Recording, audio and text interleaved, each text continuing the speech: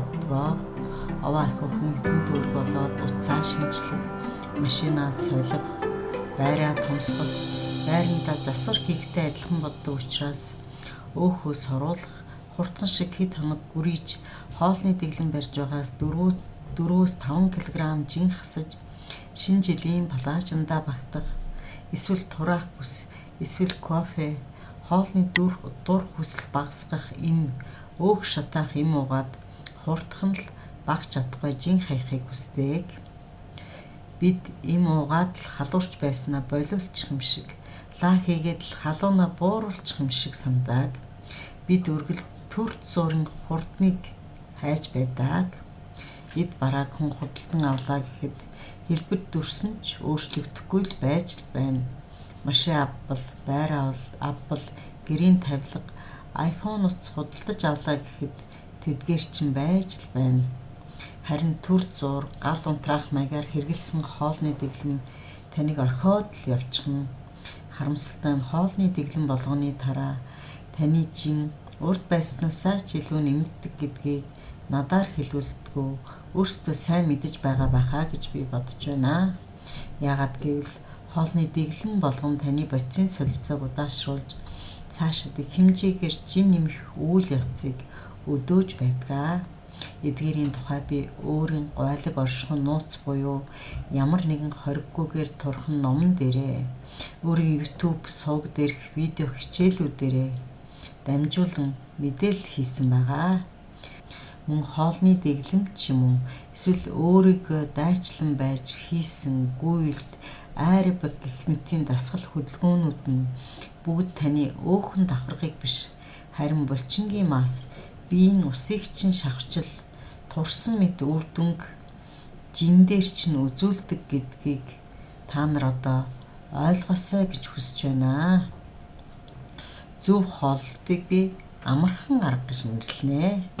Учир нь дуусахгүй таны амьдралын хэм маяг болно. Чанарын хувьд маш сайн, өөрөөр хэлбэл өөхөн давхаргаас чинь чөлөөлнө. Танд энерги, хүч өгнө. Таныг эрүүлжүүлнэ. Хавангаас чинь биеийг чөлөөлж, эд эрхтний чинь эрүүлжүүлж өгнө. Хүссэн бүхнээ идэж болно. Хизээч өлсөхгүй учир төвчээр шаардахгүй. Мөнгө цагийг чинь хэмнэн, үр дүн нь эрүүл чирэг, хүссэн бие галбир. Толинд харах бүртээ өөрийнхөө бие галбирт сэтгэл ханана. Харин хоолны дэглэм тураадаг эм бэлтгэлүүдийг би хэцүү арга гэж нэрлэлээ. Яагаад хэцүү юм бэ? Эдгээр нь 2-7 хоног ч юм уу магадгүй сарын дараа дуснаа. Чанарын хувьд муу, өөрөөр хэлбэл биеийн дэх ус, булчингийн нөөцийг багасгана. Энерги ирч хүчийг чинь сорноо. Эрүүл мэндэд сөрөг нөлөөтэй. Хүссэн бүхнээ идэж чадахгүй. Үргэлж өлснө, төвчээр хэрэгтэй. Мөнгө цагийг чинь өрнэ. Үр дүн илүүдэл чинь өвчлөл. Толинд харах бүртээ өөрийгөө хараах хэрэгтэй болох бах та. Тэгэхээр эд бүгдээрээс дүгнэлт хийхэд сонголт зөвхөн таныхаа.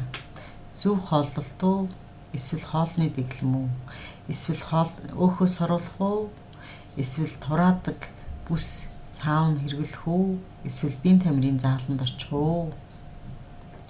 Зөв хооллолтыг турж эрүүлж амархан арга гэдэг бол хоолны дэглэмийг турж эрүүлж хэцүү арга гэж хэлж болно.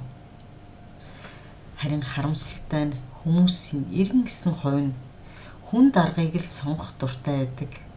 Яагаад гэвэл хүмүүс тэнцвэртэй зөв хооллолтод итгэх байтугай энэ тухай сонсохыг ч хүсдэггүй байгаа юм аа. Үүнийг нь далимдуулан элдв тураах аргууд, тураах шидийн бэлтгэмлийн тухай ярианд л итгүүлэхийг хүсч олон үйлдвэрлэгчид бараа бүтээгдэхүүнээ санал болгодог. Сонголт зөвхөн таних. Зөв хооллолт эсвэл хоолны дэглэм тураах эм бэлтгэл. Анхаарал тавьсанд баярлалаа.